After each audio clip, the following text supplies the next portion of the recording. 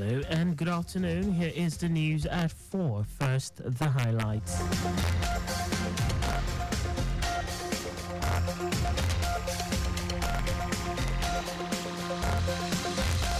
Lagos State government orders tankers, trailers parked on Salah bus stop to Tinkan Port access to vacate immediately. And the CDC deploys over 2,000 personnel to provide security in Osun State. On the foreign scene, meteorologists report volcanic eruption weakening in southwest Iceland. And in sports, Kwara State government throws gate open for Kwara United Plateau United match. And now the details. I am Akan Usen.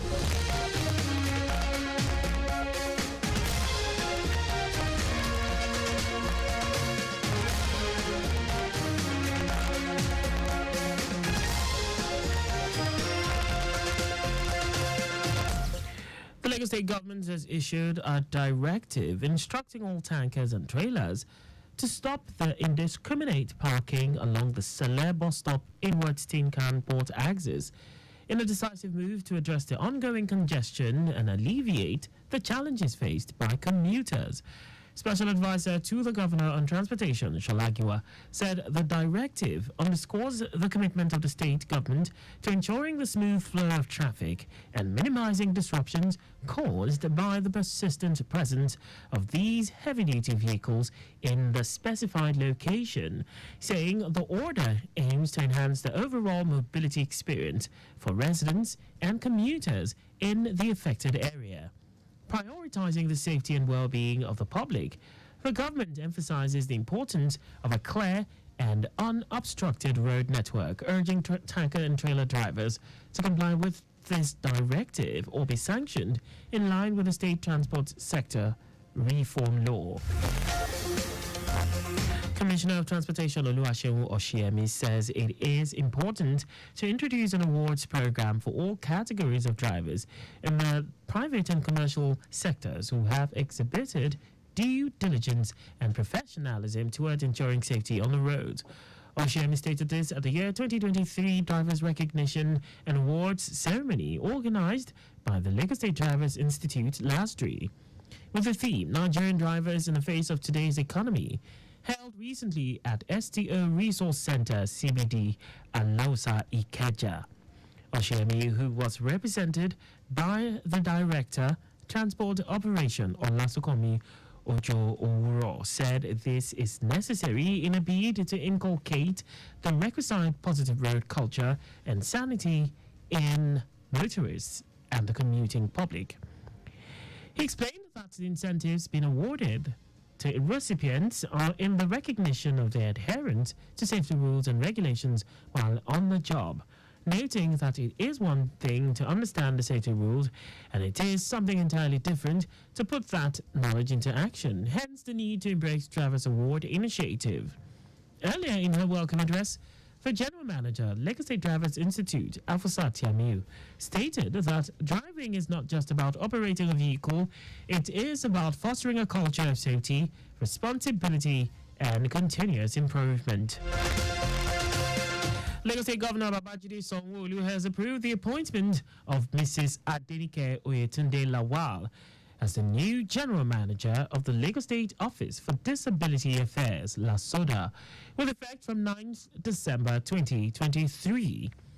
A statement signed by the head of service, Bode Aguru, said the appointment is in recognition of her impressive track record as a reputable lawyer, highly qualified dispute resolution, human resource personnel, and an emotional intelligence coach. Before her appointment, Adenike Oyetunde Lawal was the Senior Special Assistant to the Governor on Persons with Disabilities, Disability and Inclusion. The Chief Medical Director of the IBB Specialist Hospital in Minna, Niger State, Balawa Siri, has bemoaned the mass exit of medical practitioners from the country for greener pastures. He said the unabating flight of these specialists has seriously affected all levels of medical operations, including the primary, secondary, and tertiary health centers, which cannot meet the demands of patients who daily flock to the hospitals, while also lamenting that no department in the health centers is spared. Waziri encouraged people to always get vaccinated and leave healthy.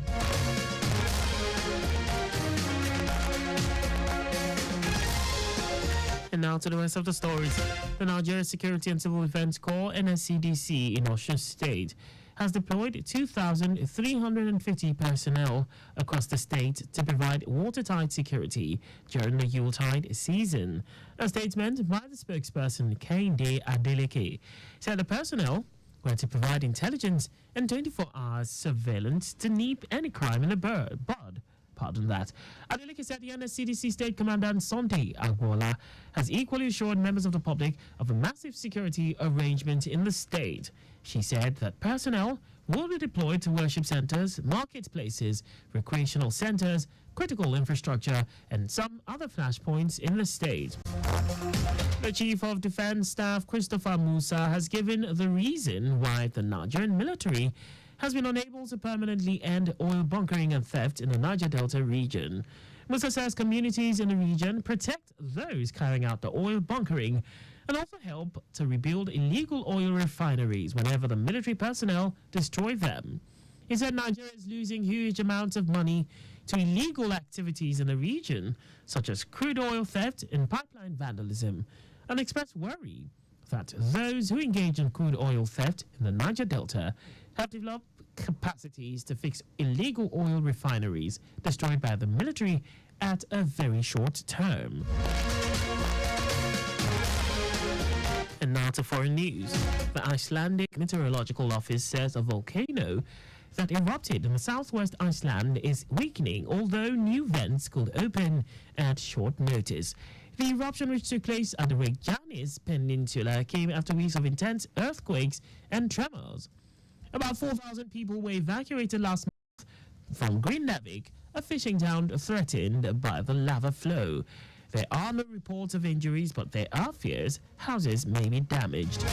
And now sports.